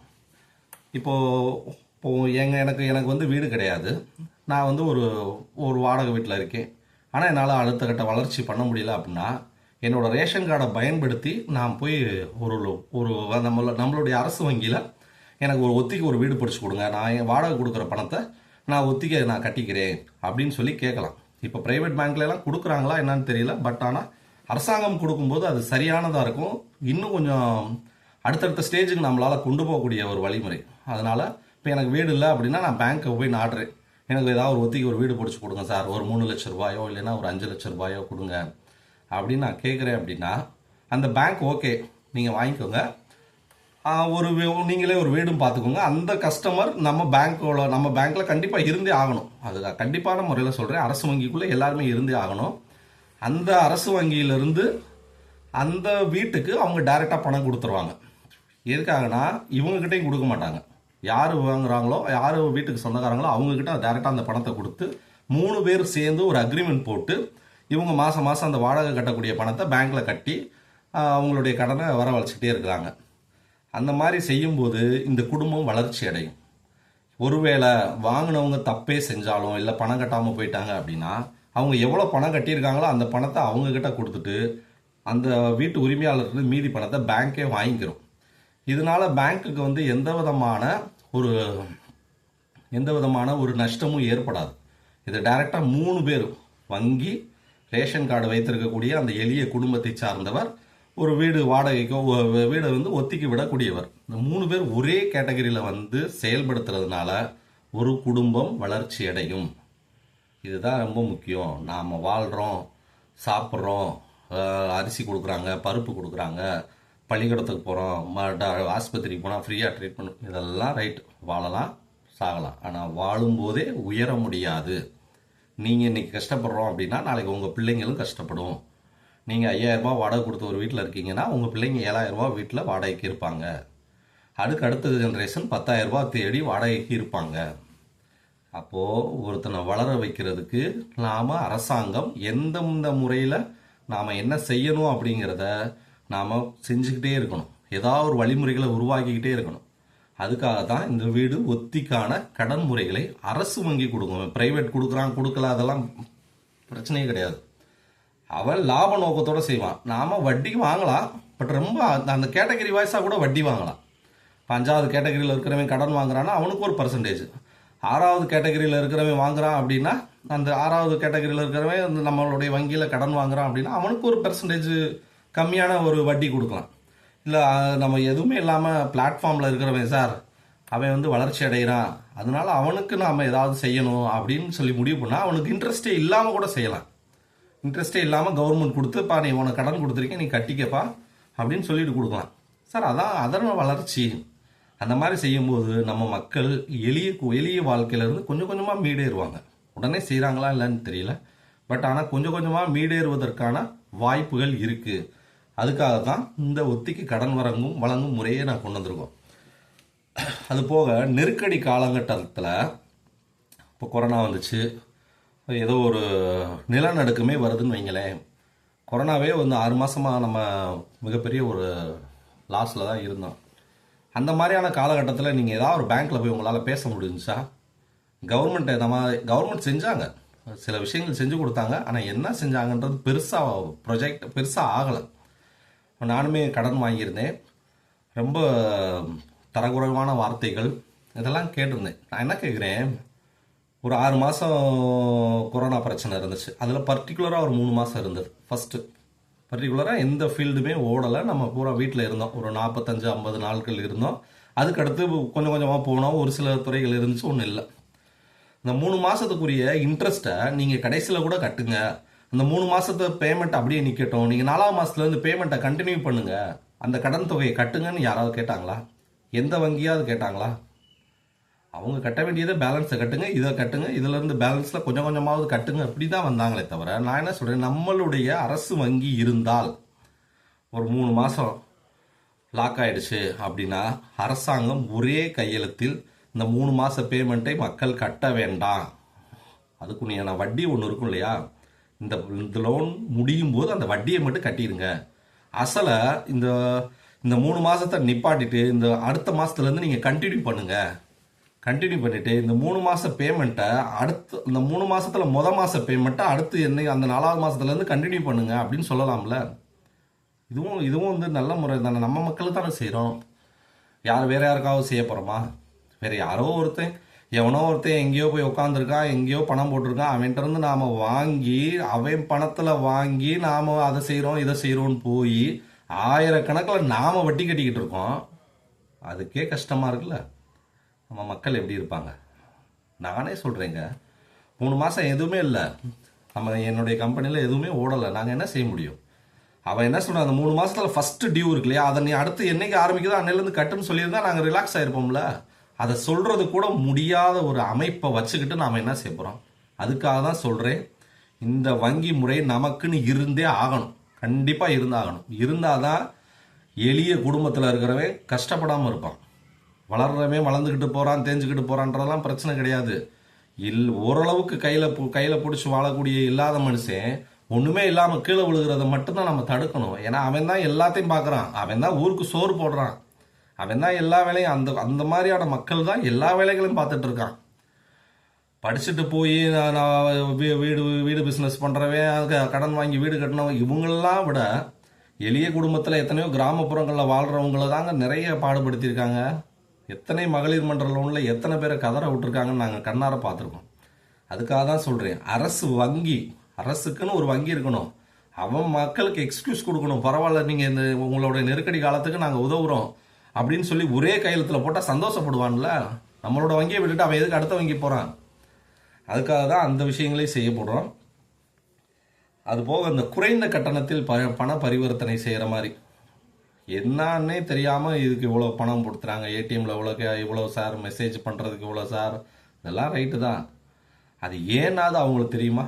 ஏன் பிடிக்கிறாங்கன்னு அவங்களுக்கு மெசேஜ் வருமா? ஏன் மொழியில் வருமா? முதல்ல இங்கிலீஷில் வருது, எனக்கே இங்கிலீஷ்லாம் தெரியாது. ஏன் மொழியில் வருமா? என்னுடைய பணம் 50 ரூபா பிடிச்சிட்டாங்க, சரி 50 ரூபா பிடிச்சிட்டிங்கல்ல, ஏன் பிடிச்சிங்கன்னு எங்களுக்கு தெரியுமா? எங்களுக்கு மெசேஜில் தமிழில் அனுப்புகிறீங்களா? கிடையாது. பேங்க்கில் கூப்பிட்டு கேட்டால் சொல்கிறீங்களா? அதை ரொம்ப யோசித்து நிற்க வச்சு அதுக்கப்புறமா ஏன் பணம் சார், 50 ரூபா தான் சார், 50 ரூபா பிடிச்சிட்டாங்க. 50 ரூபானா என்னன்னு தெரியுமா? முதல்ல 50 ரூபாங்கிறது ஒரு குடும்பம் ஒரு நாள் வாங்கி சாப்பிட வேண்டிய அரிசியுடைய பணம். அவன் ஒரு நாள் ஒரு குடும்பம் வாங்கி சாப்பிட வேண்டிய அரிசி வாங்கி சாப்பிட வேண்டிய அந்த பணம் யாரோ ஒரு கைக்கு போகுது. ஆனால் நாங்கள் எதுன்னு கேட்கவே முடியாது. எப்படி கேட்பீங்க? யார்கிட்ட கேட்பீங்க? 10 பேர்கிட்ட கேட்டால் அந்த பேங்கில் போட்டால் அப்படியா, சரி ஓகே அப்படின்வாங்க. எப்படி? நம்மளுடைய பணம் இதே அரசாங்கமாக இருந்தால் கேட்பாங்கல்ல. தப்பு பண்ணால் அரசு வங்கி தப்பு பண்ணால் அரசாங்கமே ஆட்டங்கண்டு போகும்னு யோசனை இருக்கும்ல. அதுக்காக தான் சொல்கிறேன், எல்லாமே நமக்குன்னு இருக்கணும். நம்மளுடைய விஷயங்களை கட்டுப்படுத்துறதுக்கு நாம் உருவாக்கி வச்சா மட்டும்தான் நம்மளுடைய பின்னாடி வரக்கூடிய மக்கள், பிள்ளைங்க எல்லாருமே எளிமையாக போக முடியும். இல்லைன்னா வேற யாரோ ஒரு கையில் எவனோ ஒருத்தன் பணம் எடுக்கிறான், நம்ம உட்காந்துட்டே இருக்க வேண்டியதுதான். அதுக்காக தான் சொல்கிறேன், 50 ரூபா பிடிக்கிறாங்கன்றதெல்லாம் எங்களால் இது பண்ணவே முடியல. அதனால தான் குறைந்த கட்டணத்தில் பண பரிவர்த்தனை, அதாவது சார்ஜஸ் இல்லாத கட்டணம், அதாவது அபராதம் விதிக்கிறாங்க இல்லையா. இப்போ 1000 ரூபாய் எனக்கு மினிமம் சார்ஜ் இருக்கணும், சரி 1000 ரூபாய் மினிமம் சார்ஜ் இருந்தால் தான், இல்லைன்னா நாங்கள் ஏடிஎம் கார்டு வச்சுருந்தா 50 ரூபா பிடிக்கிறோம். ஏன் பிடிக்கிறீங்க? என்கிட்ட பணம் இல்லைன்னு தான் போடுறோம், போடாமல் எடுத்து வச்சுருக்கோம். 1000 ரூபா கூட இல்லைன்னா அது இருக்கிறத எடுத்துகிட்டு போகிறோம். அதுக்கு எதுக்கு நீங்கள் பணம் பிடிக்கிறீங்க? வேற ஒரு ஏடிஎம்மில் காசு எடுத்தால், இந்த ஏடிஎம்லேருந்து வேறு ஏடிஎம்மில் பணம் எடுத்துட்டோம்னா அதுக்கு சார்ஜ். சரி, வேறு ஏடிஎம்மில் எடுத்தால் பணம், வேறு ஏடிஎம் வேறு பேங்க்கில் இருந்தவே இன்னொரு பேங்க்கில் கொண்டு அக்கௌண்ட் ஓப்பன் பண்ணால் மட்டும் சிரிச்சுக்கிட்டே வரீங்க, நல்லா இருக்குது சார் அப்படின்ட்டு. இந்த பேங்க்கில் இருந்து இருந்தவங்க 3 தடவை எக்ஸ்கியூஸ், மீதி பூரா அவங்களுடைய இன்கமுக்காக பயன்படுத்துகிறாங்க. எப்படின்னா நம்மளுடைய ஃபினாலிட்டி தான் அவங்களுடைய இன்கம்மாக இருக்குது. தயவுசெய்து இதெல்லாம் வேண்டவே வேண்டாம். நம்மளுடைய மக்களுக்காக, நம்மளுடைய மக்கள் என்ன செய்யணும் அப்படிங்கிறதுக்காக நாம் ஒரு வங்கியை கண்டிப்பாக வைத்திருக்க வேண்டும். அதுக்கு அடுத்தபடியாக விபத்து காலங்களில் உதவக்கூடியது இந்த வங்கி. என்ன செய்யும்? யாரோ ஒருத்தர் விபத்தில் கீழே விழுந்துட்டார், ஒரு ஆக்சிடெண்ட் ஆகுது, அவர் திடீர்னு ஒரு 2 லட்சம் ரூபாய் பணம் கேட்குறாங்க, சார் எங்களால் பணம் கட்ட முடியல அப்படின்னா, அவர் பிள்ளையை அவருடைய உறவுகளை பார்ப்பாரா, இல்லை பணத்துக்காக அலைவாங்களா? ஆனால் இந்த பேங்க் என்ன செய்யும் அப்படின்னா, அந்த ரேஷன் கார்டு உடைய கேட்டகரியை கணக்கில் வச்சு அவங்களுக்குன்னு ஒரு லிமிட் கொடுத்து அவங்க பணத்தை இஎம்ஐயாக உடனே உங்களுக்கு கடனாவோ இல்லை நீங்கள் இந்த 10 நாளில் நீங்கள் திருப்பி தரதாவோ இருந்தால் கூட அவங்க அதை ஏற்பாடு பண்ணக்கூடிய ஒரு விஷயத்தை நம்ம ரெடி பண்ணணும். என்னென்னு உங்களுக்கு சொல்கிற புரியுதா? ஒருத்தர் கீழே விழுந்துட்டார், அவரோட ஃபேமிலி பேங்க்கை தொடர்பு கொள்கிறாங்க, உங்களுடைய அக்கௌண்ட் வச்சுருக்கேன் நான், என்கிட்ட என்னால் இவ்வளோ பணம் ரெடி பண்ண முடியும், ஆனால் 10 நாள் ஆகும், எனக்கு நீங்கள் பணம் கொடுங்க, உங்களுக்கு ஒரு மினிமம் ஒரு இன்ட்ரெஸ்ட் எடுத்துக்கோங்க அப்படின்னு சொன்னால் அவங்க அந்த பணத்தை ஹாஸ்பிட்டலில் கட்டிடுவாங்க. நீங்கள் 10 நாளுக்குள்ளே அவங்களுக்கு ரெடி பண்ணி கொடுக்கலாம். ஆனால் இதுக்குன்னு சில லிமிட் இருக்குது. ஏன்னா அவங்க மிஸ்யூஸ் பண்ணிடக்கூடாதுங்கிறதுக்காக தான் இப்போது அவங்க பேரில் என்ன அதுக்காக தான் அந்த ரேஷன் கார்டில் வந்து எல்லாத்தையுமே கொண்டு வர சொல்கிறேன். இந்த ரேஷன் கார்டில் இருந்து தெரிஞ்சுக்குவாங்க, சரி உங்களுக்கு அந்த வேல்யூ இருக்குது, இந்த பெர்சன்டேஜ் இருக்குது அப்படிங்கிற, இவங்களுக்கு இந்த மாதிரி அவங்களுக்கு ஒரு சொந்த வீடு இருக்குது சார், அவங்களை நம்பி அவங்க 5 லட்ச ரூபா எமர்ஜென்சின்னு கேட்குறாங்க அப்படின்னா தாராளமாக பேங்க் கொடுக்கலாம். நீங்கள் கேட்கலாம், இல்லாதவனுக்கெல்லாம் அப்படி கொடுக்க மாட்டீங்களா அப்படின்னு. இல்லாதவங்களுக்கு கொடுக்கணும்னு அவசியம் இல்லை. இப்போ நான் கோடீஸ்வரனா? இல்லை, கிடையாது. வசதி இல்லாதவனா நான் போய் 5 லட்ச ரூபாய் வாங்கி அதுக்கப்புறம் கஷ்டப்பட்டு அந்த கடனை அடைக்கிறதுக்கு நம்ம உயிர் பாதி உயிர் போயிடும். அதுக்கு பேசாமல் கவர்மெண்ட் ஹாஸ்பிட்டல்லே போய் முடிஞ்ச அளவுக்கு தேத்திட்டு நம்ம வீட்டுக்கு வந்து நம்ம சரி பண்ணிக்கலாம், ஹெல்த்தி ஆகிக்கலாம். இதை தான் செய்யணும். ப்ரைவேட் ஹாஸ்பிட்டல் போனவன் பூரா பிழைக்க போகிறது கிடையாது. கவர்மெண்ட் ஆஸ்பத்திரிக்கு போனவன் பூராமே சாக போகிறது கிடையாது. யாருக்கு விதியோ அதுதான். ஆனால் இல்லாத மனிதன் போய் நமக்கு தாராங்களேன்னு வாங்கி மாட்டிக்கிறக்கூடாது. இன்னைக்கு ஏன் இல்லாதவன் பூரா நிறைய பேர் கடன் ஆகுறான்னா, ஈஸியாக கடன் கொடுக்குறவன் அதிகமாயிட்டான். இப்போ பிரச்சனை அதுதான். ஈஸியாக கடன் கொடுக்குறவங்க அதிகமாயிட்டாங்க. வேணுமா வேணுமா வேணுமான்றான், அப்புறம் கொடுக்கும் வாங்கும்போது விரட்டுறோம். அதனால் அந்த மாதிரியான விபத்து காலங்களில் இந்த வங்கியை நம்ம வந்து பயன்படுத்திக்கலாம். இதில் ஒரு முக்கியமான விஷயம் என்ன அப்படின்னு கேட்டிங்கன்னா, இந்த வங்கியுடைய செலவு இருக்குது பார்த்தீங்களா, இந்த செலவை வந்து இந்த அக்கௌண்ட் யாராக இருக்காங்களோ அவங்களே ஷேர் பண்ணி கொடுத்துடணும் ஒரு 1 இயருக்கு ஒரு தடவை. இது எதுக்காக அப்படின்னா, சில வங்கிகள் வந்து வருமானத்துக்காக செய்வாங்க. ஒரு சில வங்கிகள் வந்து அரசு ஊழியர்களுக்கு சம்பளம் போடணும், அதுக்காக நாங்கள் ஃபினாலிட்டி போடுறோம், அதை போடுறோம், இதை போடுறோன்னு உங்கள்கிட்ட இருந்து எத்தனையோ விஷயங்கள் செய்கிறாங்க. அது தவறு சொல்லலை, அது அவங்களுடைய விஷயம். இப்போ நம்ம இங்கே ஒரு பேங்க் இருக்குது, அங்கே ஒரு 1000 பேர் அக்கௌண்ட் ஓப்பன் பண்ணியிருக்காங்க. அதில் வேலை பார்க்குறவங்க ஒரு 100 பேர் வேலை பார்க்குறாங்க, ஒரு 50 பேர் வேலை பார்க்குறாங்கன்னா அவங்களுடைய சம்பளம் எவ்வளோ வரும் அப்படின்னா, அந்த 1000 டிவைடட் பண்ணிங்கன்னா அதிகபட்சம் ஒரு 100 ரூபா, 150 ரூபா, 200 ரூபா, அதிகமாக ஒரு 300 ரூபா கூட வந்துட்டு போதுங்களே. அந்த 300 ரூபாயை நாமளே டிவைட் பண்ணி ஒரு வருஷத்துக்கு ஒரு தடவை எவ்வளோ வருதோ அதை நாம் வந்து ஒரு முக்கியமான அமௌண்ட்டை நம்ம அவங்களுக்கு கொடுத்துட்டு மீதியை கவர்மெண்ட் கொடுத்துடலாம். அப்போ என்ன ஆகும் அப்படின்னா, இந்த பேங்க்கினுடைய தேய்மானம் குறையும். நல்லா தெரிஞ்சுக்கோங்க, இந்த பேங்க் வந்து வளர்ச்சிங்கிறத நோக்கி போகலாம், பட் தேஞ்சிடவும் கூடாது. அதுக்காக இந்த பேங்க்கில் வந்து ரொட்டேஷனில் மக்கள் பணம் இருக்கிற மக்கள் பணத்தை எடுத்து அவங்களுக்கு ஊழியர்களுக்கு சம்பளம் கொடுக்கவோ மெயின்டைன் பண்ணவோ செய்யக்கூடாது. இது ஒரு விஷயம் நாம் வந்து சுமந்துடணும். நம்ம சுமந்தாதான் நம்ம பிள்ளைங்க அடுத்து நல்லா இருக்க முடியும். அப்போது இந்த வங்கியினுடைய சுமையை இங்கே அக்கௌண்ட்டில் உள்ளவங்க அவங்க ஒரு 1 இயருக்கு வந்து இவ்வளோ சார்ஜ் ஆகுது சார், ஒரு 360 ரூபா ஆகுது, 340 ரூபா ஆகுது, நீங்கள் பணம் கட்டிடுங்க அப்படின்னா இந்த மெயின்டெனன்ஸ்ன்னு சொல்லி அவங்க கட்டிடணும். கட்டிட்டாங்க அப்படின்னா வங்கியினுடைய சுமை குறையும், வளர்ச்சியை பற்றிய தேவையே கிடையாது. ஏன்னா நம்மளுடைய வங்கி வளர்ச்சிக்காக அல்ல, மக்களுடைய வளர்ச்சிக்காக. இந்த சுமையை வந்து நாம் ஏற்றுக்கிட்டோம் அப்படின்னா நாம் வந்து அதிகப்படியான லாபங்களை நோக்கி, அதிகப்படியான சேவைகளை நோக்கி நாம் அந்த வங்கியை நடத்தலாம். அப்படிங்கிறதுக்காக தான் இந்த விஷயங்கள் செய்யப்படுகிறது. அடுத்தபடியாக இந்த வங்கியை பற்றிய எல்லாமே முடிஞ்சிருச்சு. அடுத்தபடியாக வந்து அரசே வாகன காப்பீடு முறைகளை கொண்டு வரும். ஏன் அப்படின்னா, அரசனுடைய நேரடி பார்வையில் நாம் வந்து ஒரு காப்பீடு முறைகள், வாகன காப்பீடு முறைகள் கண்டிப்பாக நம்ம கொண்டு வரணும். நிறைய ப்ரைவேட் தான் பண்ணுறாங்க. நம்ம ஒரு சின்ன ஒரு வண்டி ஏதாவது ஒரு விபத்துக்கள் ஆயிடுச்சு அப்படின்னா அங்கே கொண்டு போய் நின்னா அவன் அதை எப்படி கண்ட்ரோல் பண்ணி எவ்வளோ கொடுக்க முடியுமோ அந்த தான் செய்கிறாங்க. மிகப்பெரிய அளவில் அவங்களுடைய ஹெல்ப் இருக்கிற மாதிரி எனக்கு தெரியல. அது போக எந்த ஒரு ப்ரைவேட் வாகன 2 வீலராக இருக்கட்டும், 4 வீலரு, கனரக வாகனங்களாக இருக்கட்டும், அந்த இன்சூரன்ஸ் கம்பெனி வந்து லாபம் இல்லாமல் எதுவுமே செய்ய முடியாது, செய்ய மாட்டாங்க. அப்போது அரசாங்கத்தினுடைய சுமைகளை குறைக்கிறது கூட இந்த பிஸ்னஸை நம்ம அரசாங்கமே எடுத்து நடத்தணும். இப்போ நான் வந்து வண்டி ஒரு 20 வருஷமாக வண்டி ஓட்டியிருக்கேன். வருஷத்துக்கு 1000 ரூபா, 1500 ரூபா வரைக்கும் நான் பணம் கட்டியிருக்கேன். ஆனால் இது வரைக்கும் நான் 10 ரூபா கூட கிளைம் பண்ணலாம். எனக்கு ஆண்டை முன்னியத்தில் எந்த இதுவுமே இல்லை. அந்த கிளைம் பண்ணாத அளவுக்கு நாம் போகிறோம் அப்படின்னா எல்லா வாகனமே விபத்துக்குள்ளாக போகிறது கிடையாது இல்லையா? அப்போ கிளைம் பண்ணாமல் நம்ம போன பணம் எப்படின்னு பார்த்தீங்கன்னா ஒரு 25,000 30,000 ரூபா வரைக்கும் பணம் கட்டியிருப்போம். இந்த பணம் யாருக்கிட்ட போய் சேரணும் அப்படின்னா நம்ம கவர்மெண்ட் கிட்ட சேரணும்.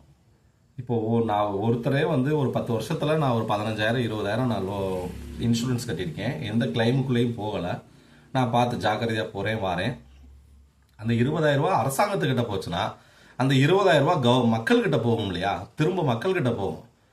ஒரு லாப நோக்கத்தோட இருக்கக்கூடிய ஒரு அமைப்பு கிட்ட போச்சுன்னா அது வெளிநாடுகளில் ஒரு ஃபண்டாக போகும், இல்லை வேற பிஸ்னஸில் ஒரு இன்வெஸ்ட்மெண்ட்டாக போகும். இதெல்லாம் தப்பு சொல்லலை, பட் இருக்கட்டும். பட் ஆனால் நம்மளுடைய உழைப்பில் நமக்கு சேஃப்டிக்காக உருவாக்கப்பட்ட ஒரு விஷயம் கவர்மெண்ட்டுக்கு லாபத்தை சேர்த்து அதனால இன்னொரு மக்கள் லாபம் அடைஞ்சாங்கன்னா இது வந்து ஒரு நல்ல விஷயமா இருக்கும் இல்லையா. அதுக்காக தான் அரசு வாகன காப்பீடு முறைகளை கண்டிப்பாக நாம் செய்யலாம் அப்படின்னு சொல்லி யோசிச்சு வச்சுருக்கோம்.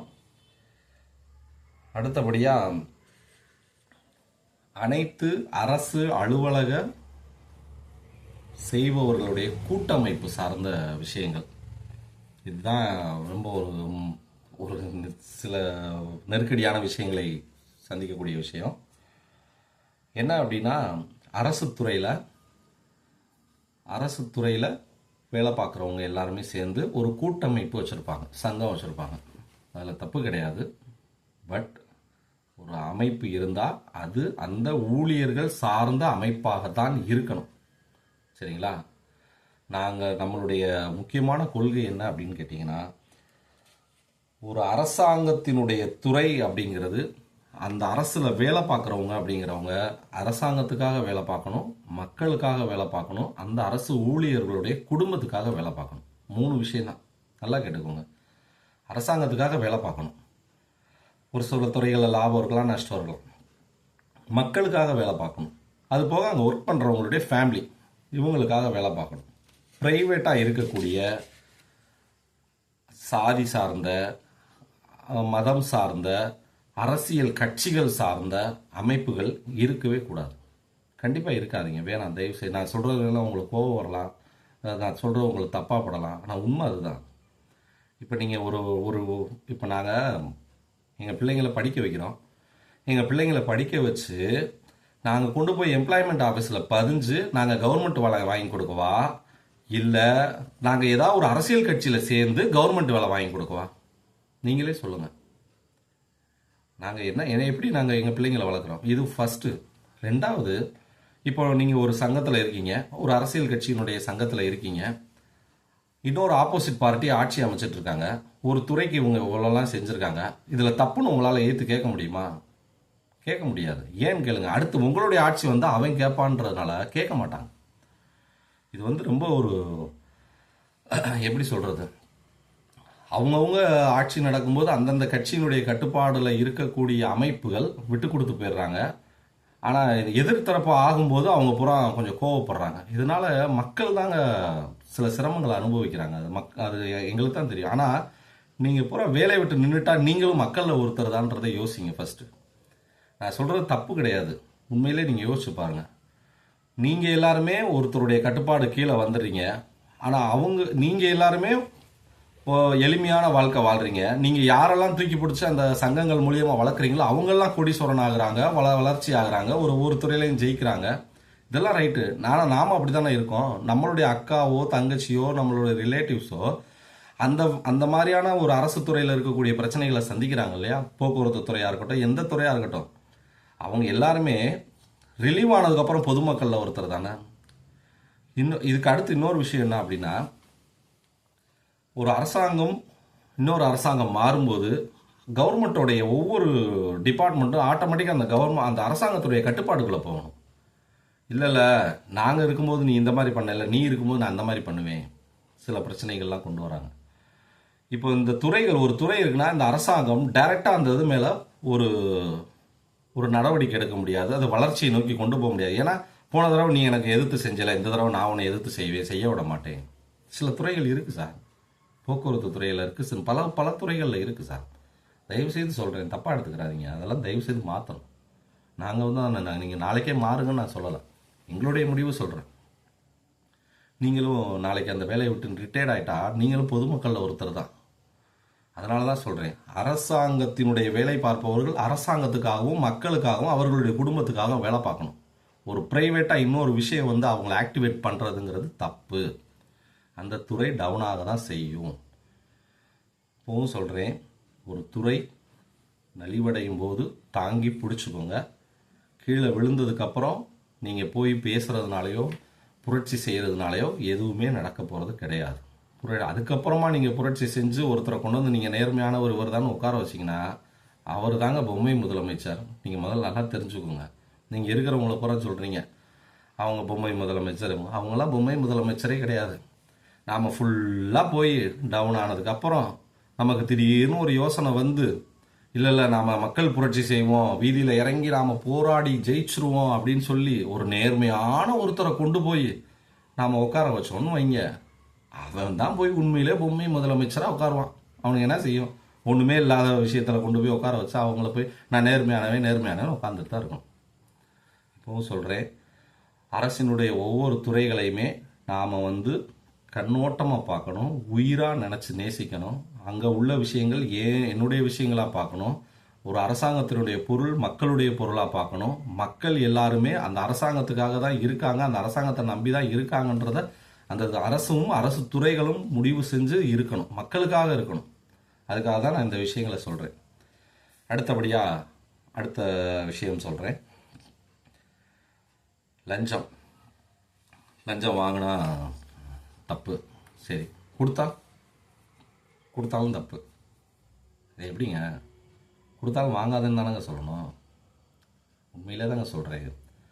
லஞ்சம் கொடுத்தாலும் வாங்காத, அதுதான் நம்மளுடைய சட்டம். லஞ்சம் வாங்கினா தப்பு, கொடுத்தாலும் தப்புன்னு சொல்லாமல் நீ அவன் லஞ்சம் கேட்குறானா கொடுத்து கூட அவன் வேலையை முடிச்சுக்க. நான் என்னுடைய பாலிசியை சொல்கிறேன், கொடுத்து கூட நீ வேலையை முடிச்சுட்டு இவன் லஞ்சம் வாங்கி தான் சார் செஞ்சுருக்கான், அரசாங்கத்துக்கிட்ட ஒரு வேலையாக வந்தேன் சார், இவன் எனக்கு லஞ்சம் வாங்கி தான் சார் செஞ்சான்னு யாராவது நிரூபிச்சா அவங்கள விட்டுட்டு எவன் லஞ்சம் வாங்கினானோ அவனை வேலையை விட்டு தூக்குங்க சார். இதான் சார் கரெக்டு. லஞ்சம் வாங்கினா தப்புன்னு சொல்லணும், லஞ்சம் கொடுத்தா தப்புன்னு சொல்லக்கூடாது. ஏன் லஞ்சம் கொடுத்தா தப்புன்னு சொன்னாங்க சார்? ஏன் தப்புன்னு சொன்னாங்கன்னா, வாங்கினே வெளியே சொல்ல மாட்டேன், கொடுத்தவனையும் தண்டனைக்குள்ளே இழுத்துட்டா கொடுத்தவனும் சொல்ல மாட்டான். எப்படி சொல்லுவான்? ஐயா நம்மளும் ஏதாவது ஒரு பிரச்சனையில் மாட்டிக்கிறோமே அப்படின்னு சொல்ல மாட்டான். அதுக்காக தான் லஞ்சம் வாங்கினா தப்பு, கொடுத்தாலும் தப்புன்றாங்க. அது சட்டப்பூர்வமாக இருக்கா என்னன்றது தெரியாது. பட் ஆனால் என்னையை பொறுத்த வரைக்கும் லஞ்சம் வாங்கினால் தவறு. உங்கள்கிட்ட ரொம்ப நெருக்கடி பண்ணுறானா ஏதாவது ஆதாரத்தோடு கொடுத்து உன் வேலையை கூட முடிச்சுக்க, எப்போனாலும் முடிச்சுக்க. ஆனால் முடிச்சுட்டு அதுக்கப்புறமா இவன் லஞ்சம் வாங்கி தான் சார் எங்களுக்கு செஞ்சு கொடுத்துருக்கான் அப்படின்னு நிரூபித்தா லஞ்சம் வாங்கினவனை தான் வேலையை விட்டு அனுப்பப்படும். வாங்கினா தப்பு, கட்டணட்டாக சொல்லுங்கள், சரியா? 1000 குற்றவாளி வெளியே போனாலும் பரவாயில்ல, ஒரு நிரபராதி தண்டிக்கக்கூடாது. சரி, 1000 பேர் வெளியே நிற்கிறான், வரிசையாக நிற்கிறான், குற்றவாளியாக தான் வெளியே வரான். எவன் தப்பு பண்ணுறான், எவன் தப்பு நாம் எல்லாத்துலேயும் எக்ஸ்கியூஸ் ஒரு லிமிட் இருக்குது, எக்ஸ்கியூஸ்க்கு ஒரு லிமிட் இருக்குது. ஆனால் நம்ம என்ன தெரியுமா, இங்கே என்ன ஒரு பிரச்சனை என்ன தெரியுமா, ஒரு தப்பை தடுக்கிறதுக்கு ஒரு புத்தகம் நிறைய தண்டனைகளை ரெடி பண்ணிடுவோம். எப்படி? ஒரு தப்பை தடுக்கிறதுக்கு ஒரு புத்தகம் நிறைய இந்த பிரிவின் கீழே இந்த தண்டனை, இந்த பிரிவின் கீழே இந்த தண்டனை, இந்த குற்றம் செய்யக்கூடாது எல்லாம் செஞ்சு முடிச்சுட்டு ஒரே ஒரு வரியை எழுதிடுவோம் கடைசியில். இந்த இத்தனை சட்டத்தையும் ஒன்றுமே இல்லாமல் ஆக்குற மாதிரி கீழே ஒன்று எழுதி வச்சுட்டு முடிச்சிடும். லஞ்சம் வாங்கினா தப்பு, பணமாக வாங்கினா தப்பு, வீட்டுக்கு போய் கேட்குறதோ மிரட்டுறதோ இதெல்லாம் தப்பு. ஆனால் வாங்கினாலும் தப்பு, கொடுத்தாலும் தப்பு. எப்படி? அந்த மாதிரி தான் ஒரு புஸ்தகம் நிறையா தப்பை தடுக்கிறதுக்கு ஒரு எழுதிடுவாங்க, சட்டங்கள் கொண்டு வரப்படும். ஒரே ஒரு வார்த்தையில் அந்த சட்டத்தை அப்புறம் காலி பண்ணுறதுக்கு ஒன்று ரெடி பண்ணிடுறாங்க. அதனால தான் லஞ்சம் வாங்கினால் தவறு. இது நம்மளுடைய லஞ்சம் சார்ந்த ஒரு விஷயம். அடுத்தபடியாக வேலை பணியிடை மாற்றம் செய்வது. அரசாங்கத்தினுடைய வேலை பணியிடை மாற்றம் செய்கிறது.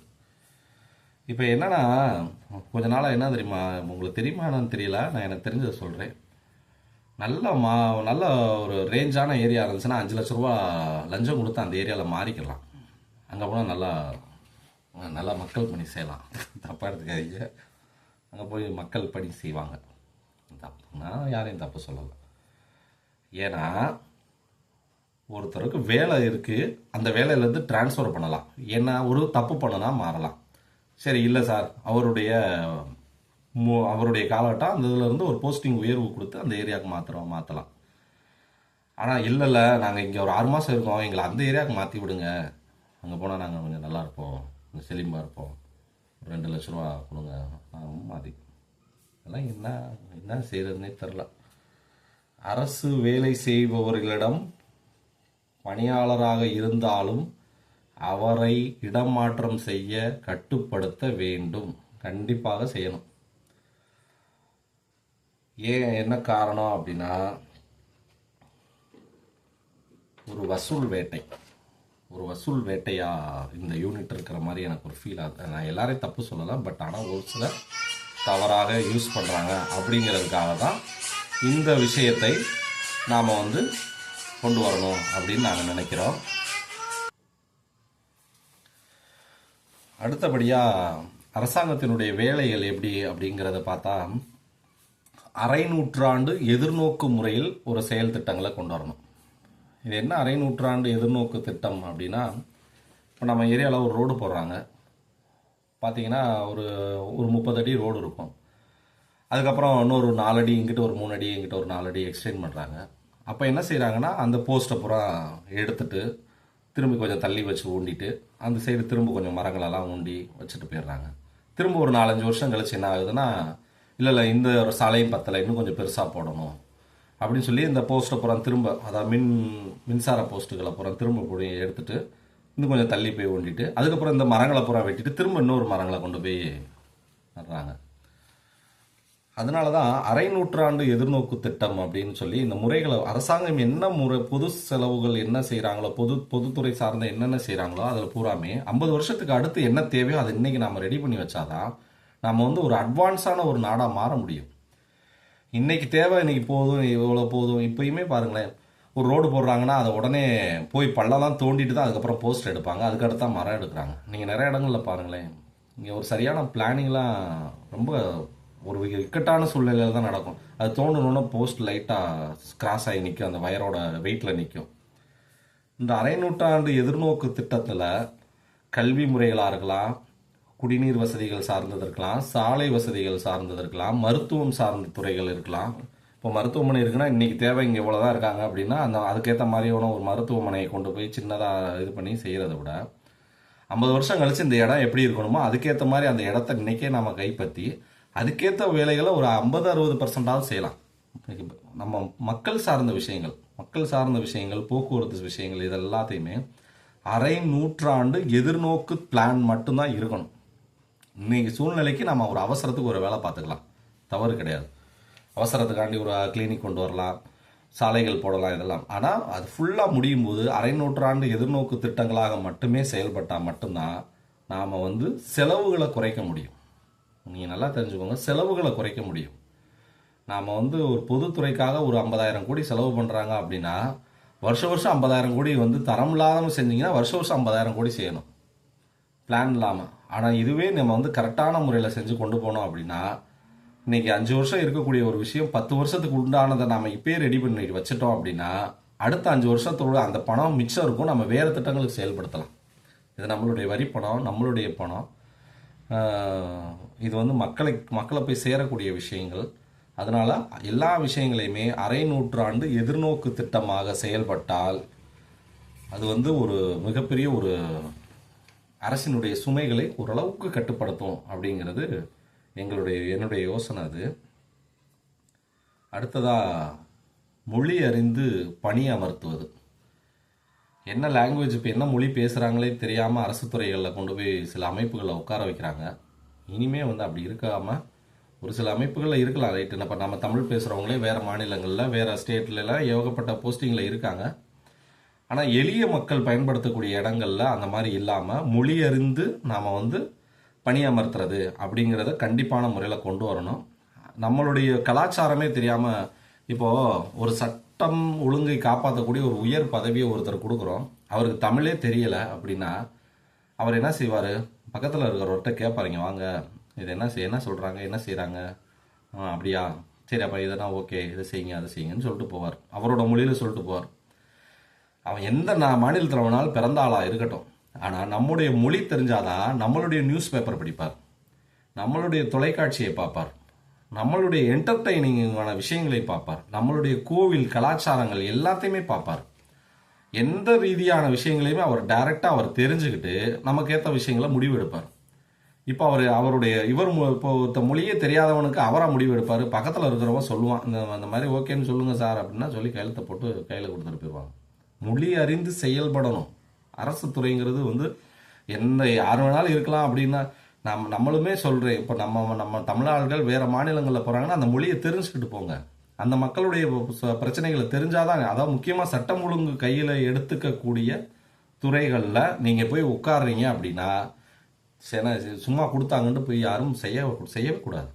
அவங்களுடைய கலாச்சாரத்தை தெரிஞ்சுக்கோங்க. அவங்களுடைய நியூஸ் பேப்பர் பாருங்கள், அவங்களுடைய தொலைக்காட்சி பாருங்கள், நியூஸ் சேனல் பாருங்கள். அந்த மக்கள் என்னென்ன செய்கிறாங்க, என்னென்ன தேவைப்படுது அவங்களுக்கு, நமக்கு எப்படியோ அவங்களுக்குன்றதையும் தெரிஞ்சு செய்யணும். அதனால தான் மொழி அறிந்து பணி அமர்த்துவது அப்படிங்கிறது கட்டாயம்.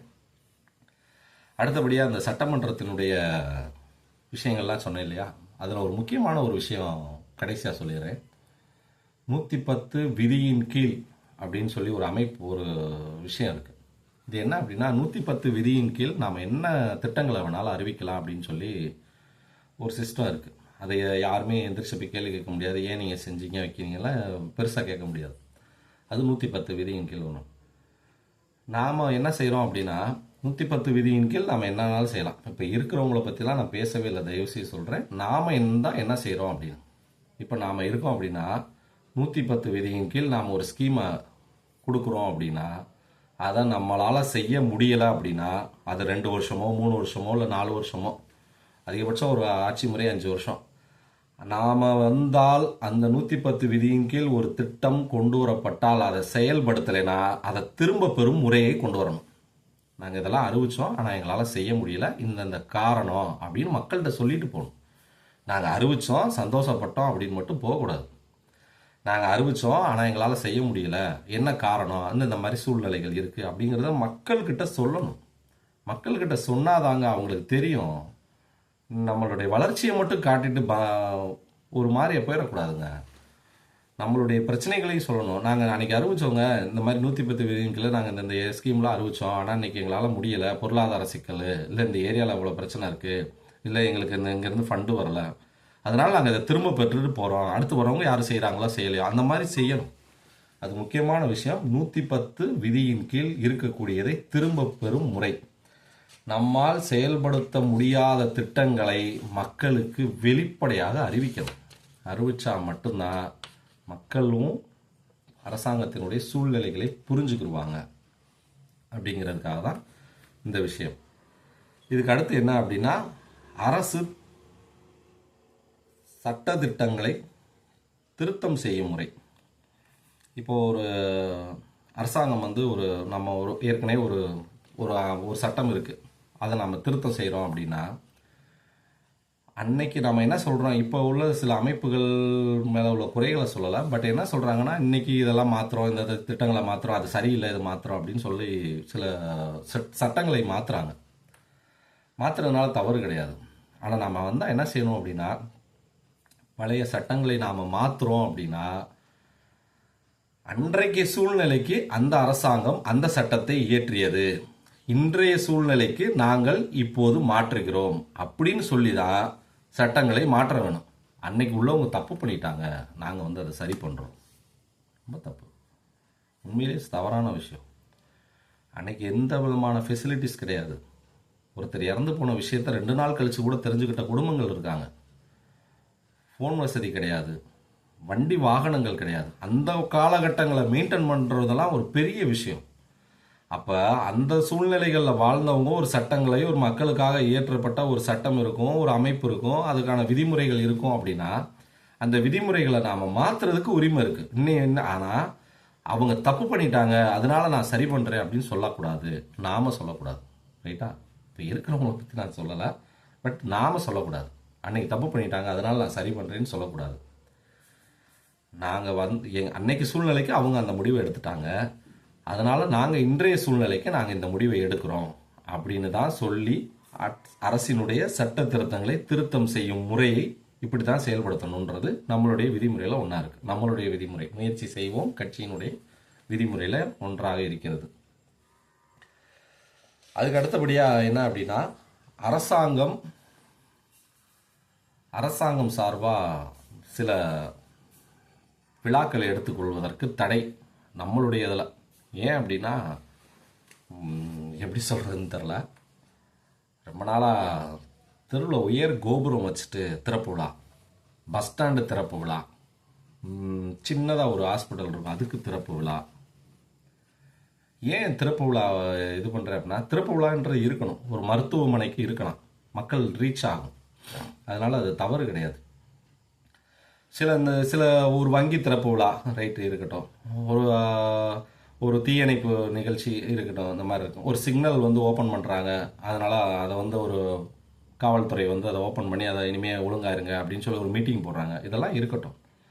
ஆனால் சிக்னலில் இருக்கக்கூடிய உயர் மின் கோபுரம் இருக்குது பார்த்தீங்களா, அதை கட் பண்ணி திறப்பு விழா நடத்துறது, அந்த மாதிரியான விஷயங்களெல்லாம் கண்டிப்பாக நம்ம வந்து அரசு பணத்தை செலவு பண்ணக்கூடாது. அந்த விஷயங்களெல்லாம் நம்ம தாண்டி வரணும் ஃபஸ்ட்டு. நல்லா தெரிஞ்சுக்கோங்க, நம்ம இன்னும் போய் 50-60 வருஷமாக நாம் இதையே ஃபேமஸ் பண்ணிக்கிட்டு இருந்தோம் அப்படின்னா, ஒரு சாக்கடை கட்டி வச்சுருப்பாங்க கிராமப்புறங்களில் பார்த்துருப்பீங்க. ஒரு சின்ன சாக்கடை இருக்கும், ஒரு 100 மீட்டர் இருக்கும். அந்த சாக்கடைக்கு முன்னாடி ஒரு கல்வெட்டு வச்சு சாக்கடை அமைத்தவர் இவர். ஒரு சின்ன சுடுகாடு கட்டி வச்சுருப்பாங்க, சுடுகாட்டை கட்டியவர் அப்படின்னு சொல்லி. ஒரு சின்னதாக ஒரு வாய்க்கால் பாலம் இருக்கும், வாய்க்கால் பாலத்தை கட்டியவர், ஒரு சின்ன கல்வெட்டு. அதில் எதை வந்து பப்ளிசிட்டி பண்ணணும் அப்படின்னா, நாங்கள் வந்து இலவசமாக கொடுக்குறோம், நம்ம வந்து மக்களுக்கு வந்து எளிய முறையில் வாழக்கூடிய இத்தனை விஷயங்களை நம்ம இலவசமாக கொடுக்குறோம். அதாவது ஆபரணமான விஷயங்கள் கிடையாது, ஒரு கல்வியை கொடுக்குறோம், அதுக்காக நீங்கள் வாங்க, அதுக்கு நாங்கள் ஃபங்க்ஷன் எடுத்து நடத்துகிறோம். ஜனவரி 26 ஒரு ஃபங்க்ஷன் இருக்குது, வாங்க, அதுக்கு ஒரு விழா எடுத்து நடத்துகிறோம். இங்கே உள்ள ஊனமுற்றோர்களுக்காக நாங்கள் இது பண்ணுறோம், அதுக்கு ஒரு விழா எடுத்து நடத்துகிறோம். மது போதையில் குடித்தவங்களுக்காக ஒரு விழிப்புணர்வுக்காக நாங்கள் ஒரு விழா எடுத்து நடத்துகிறோம், அரசாங்கம் நடத்துகிறோம், வாங்க அப்படின்னு மக்களை கூப்பிடலாம். சாக்கடை கட்டி கொடுத்தோம், போஸ்ட் அமைச்சோம் அப்படின்றதெல்லாம் நாம் செய்யக்கூடாது, அவங்களும் சொல்லலாம். இப்பவும் சொல்கிறேன், நாம் செய்யக்கூடாது.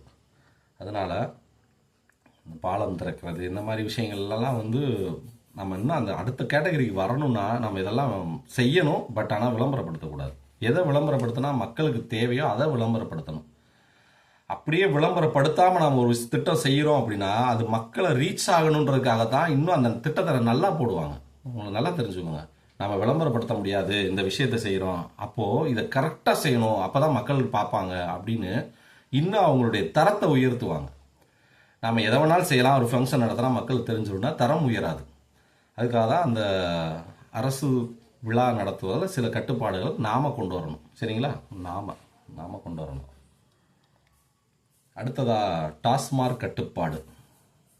டாஸ்மார்க் கட்டுப்பாடு என்ன அப்படின்னா, நிறைய பேர் வந்து மதுவை ஒழிச்சிருவோம், வச்சிடணும் அப்படி இப்படின்லாம் நம்ம ஆளுங்க சொல்கிறாங்க. மதுவை ஒழிச்சிடணும், மதுவெல்லாம் ஒழிச்சிடணும், ஏதாவது ஒரு பிரச்சனைனா என்னென்னா அதை உடனே ஒழிச்சிடணும்.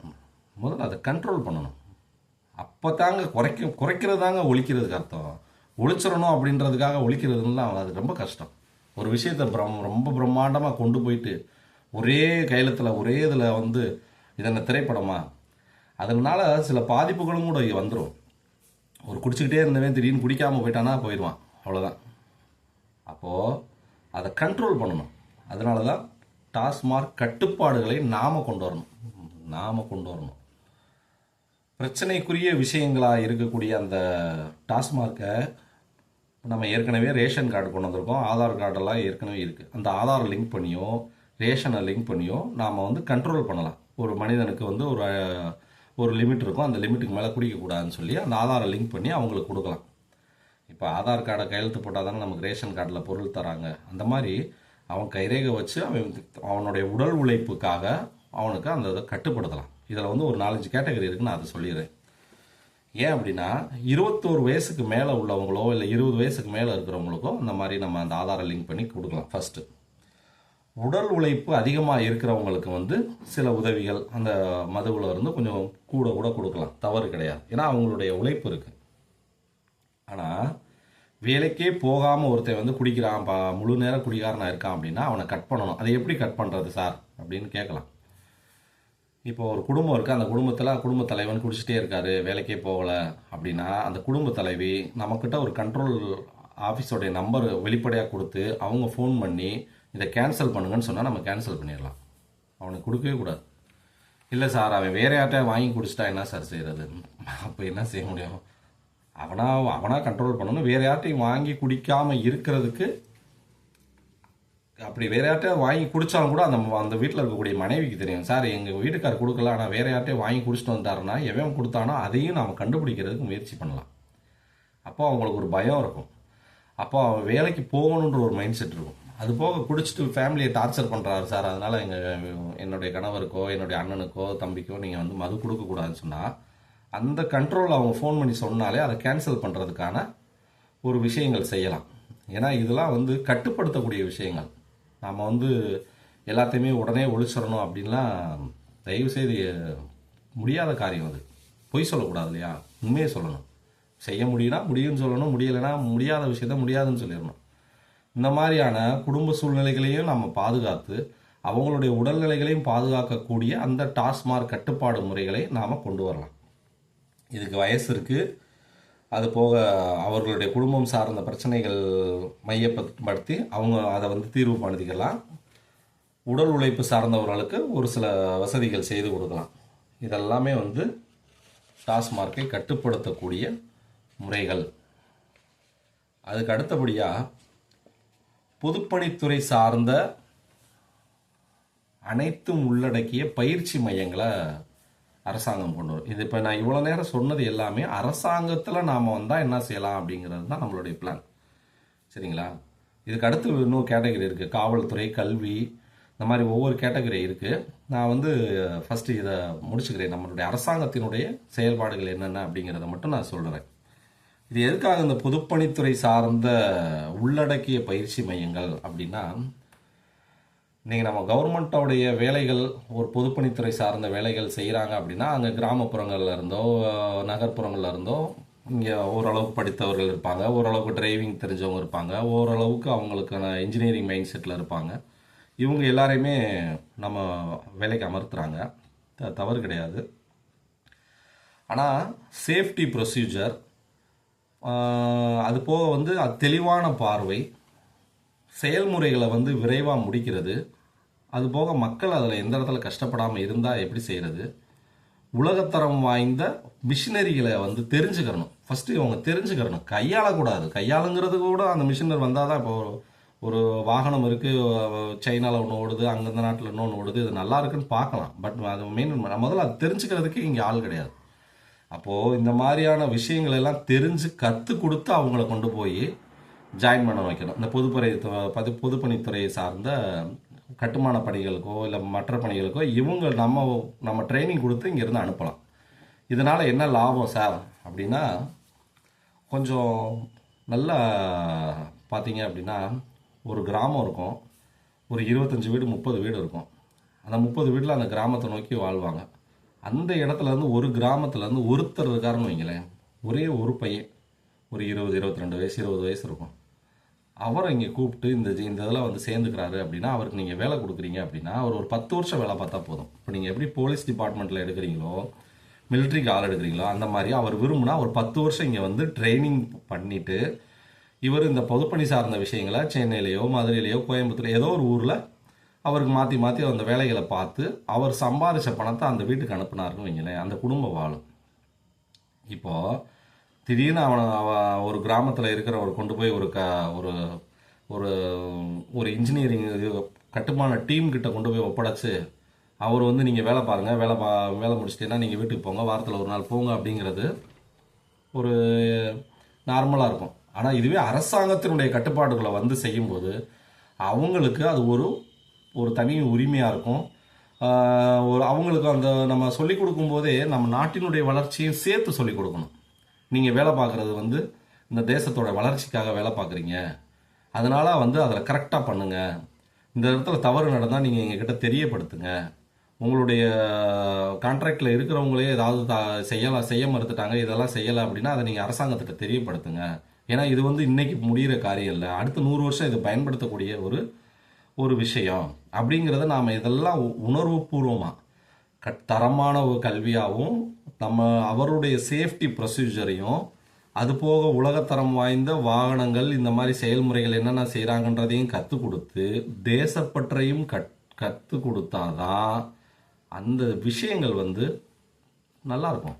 எப்படி சொல்கிறதுனா, அவனுக்கு ஒரு தேசப்பற்றோடு செய்யும்போது அந்த விஷயம் நல்லாயிருக்கும். நான் கான்ட்ராக்ட் எடுத்தவங்க இந்த வேலையை முடித்தாங்க அப்படிங்கிறது இன்னைக்கு கரெக்டாக தான் நான் இருக்கு, நான் அதில் தவறு சொல்லலை. பட் இந்த மாதிரி கிராமப்புறங்களில் இருக்கிறவங்களுக்கும் வாய்ப்பு கொடுக்கலாம். ஒரு 10 வருஷம் வேலை பார்த்தா போதும் இல்லையா, அந்த குடும்பம் நல்லா இருக்கும் இல்லையா. சாதாரணமாக போய் இங்கே ஒரு கான்ட்ராக்டில் வேலை இருக்கான் போய் பாடுறானா பார்ப்பாங்களா அவங்க. நிறைய கிராமப்புறங்களில் 10 வீடு 20 வீடு 50 வீடு இருக்கிற கிராமங்கள் இருக்குது. அங்கே 4-5 பசங்க ஒரு +2 முடிச்சிருப்பான், அதுக்கு அடுத்து காலேஜுக்கு போக வசதி இருக்காது. அந்த மாதிரிலாம் இருக்கிறவங்க விவசாயம் பார்க்குறாங்க, இல்லைன்னு சொல்லலாம், விவசாயமும் நல்ல தொழில் அவங்களும் அது. ஆனால் ஒரு 5 வருஷம் அவங்கள இங்கே நம்ம கூப்பிட்டோம், ஒரு 10 வருஷம் அவங்களுக்கு நம்ம இங்கே வேலை கொடுத்தோம் அப்படின்னா அவன் இந்த 10 வருஷத்தில் ஏதோ ஒரு சம்பாரிச்சு அவன் வீட்டுக்கு அனுப்புவான். அவனுடைய குடும்பம் வளரும், அவனுக்கு அந்த தேசப்பற்று வளரும். இந்த இந்த இங்கே செய்யக்கூடிய அந்த கட்டுமானங்களையோ அவன் கிராமப்புறத்துலையும் கொண்டு போகணும்னு நினைப்பாங்க. அவங்களுக்கு புரியுதா? அந்த இங்கே என்னென்ன செய்கிறாங்களோ அந்த சேஃப்டி ப்ரொசீஜர்லேருந்து எல்லாமே அந்த கிராமப்புறத்துக்கும் கொண்டு போவாங்க. அப்படி கொண்டு போகும்போது இதுவும் வளரும், அந்த இடமும் வளரும். அதுக்காக தான் சொல்கிறேன், பொதுப்பணித்துறை சார்ந்த அனைத்தையும் உள்ளடக்கிய ஒரு பயிற்சி மையத்தை அரசாங்கமே உருவாக்கும். அதாவது நம்ம வந்தால் ஏதாவது வாய்ப்பு கிடைச்சா கண்டிப்பாக இதை செய்யணும் அப்படிங்கிறது தான். இப்போ இவ்வளோ நேரம் பேசுனது அரசு துறை சார்ந்த விஷயங்கள், சரிங்களா. இதில் சில குறைகள் இருக்கலாம், தவறு இருக்கலாம். கண்டிப்பாக அதெல்லாம் நீங்கள் தெரிவித்தா கண்டிப்பாக நாங்கள் மாற்றிக்கிறோம். ஏன்னா இது எப்படி சொல்கிறது, இது ஒரு எங்களுக்கு தெரிஞ்ச ஒரு வளர்ச்சியை நோக்கிய ஒரு மக்கள் சார்ந்த விஷயமாக தான் நாங்கள் யோசிச்சிருக்கோம். அதனால் இதுக்கு அடுத்த விஷயங்கள் கல்வி, கல்வித்துறை, காவல்துறை, இந்த மாதிரி ஒவ்வொரு துறைகளுக்கு நாம் என்னென்ன செய்யணும் அப்படிங்கிறத அடுத்த வீடியோவில் பார்ப்போம். உங்கள் முத்துக்குமார், முயற்சி செய்வோம் கட்சி. நன்றி.